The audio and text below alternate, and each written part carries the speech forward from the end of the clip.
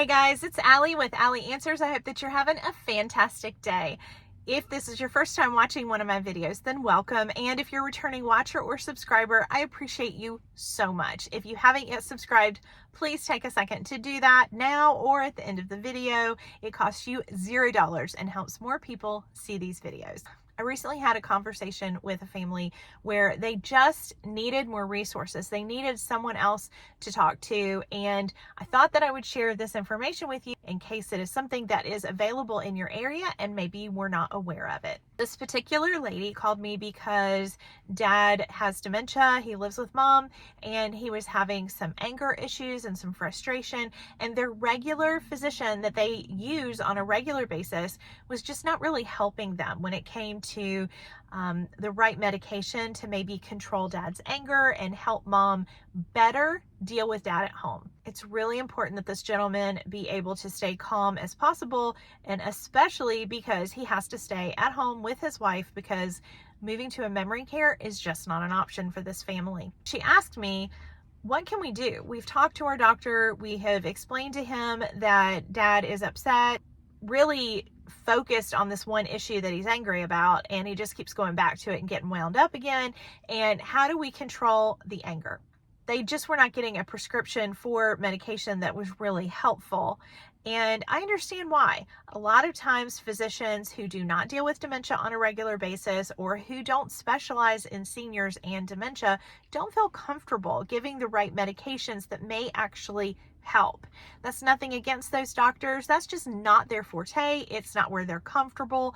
And so if you find yourself in this position, you may not realize that you have several options. Number one is if you don't have an actual diagnosis, then I always believe it's a good idea to start and get that if you can. A neurological psychologist is usually the person who will give you the diagnosis, but perhaps they won't actually treat dementia of any type, but they will often send you to a neurologist for follow-up care. If you do not already have a neurologist on board, this might be a great time to add that.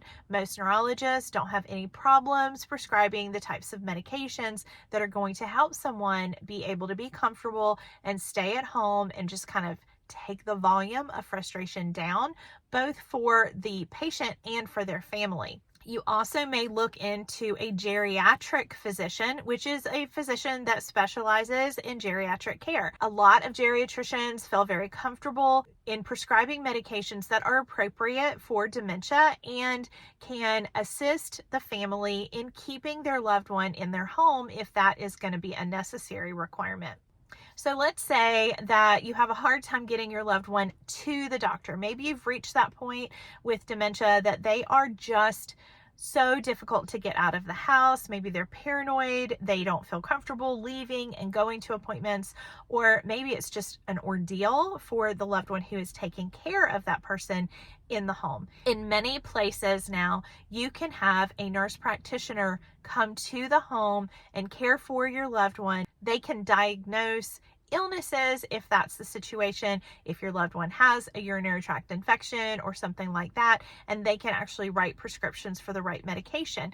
But in addition to that, some groups now are specializing on the psych side. They are getting dementia training and they understand the psych drugs that need to be used for some folks as they age. Having someone come to your home is a great solution because it keeps things calmer for your loved one and they can relax and be in their own environment. Sometimes it's a doctor or a physician's assistant, but often it is a traveling nurse practitioner who gets paid normally through Medicare or your insurance, but sometimes they will go private pay and kind of do a concierge type situation. They can write the prescriptions, they can follow up. Most of them are very well versed in psychiatric drugs that are going to make a difference in your loved one's quality of life and therefore in yours. As you know, the right medication can make a world of difference for everyone.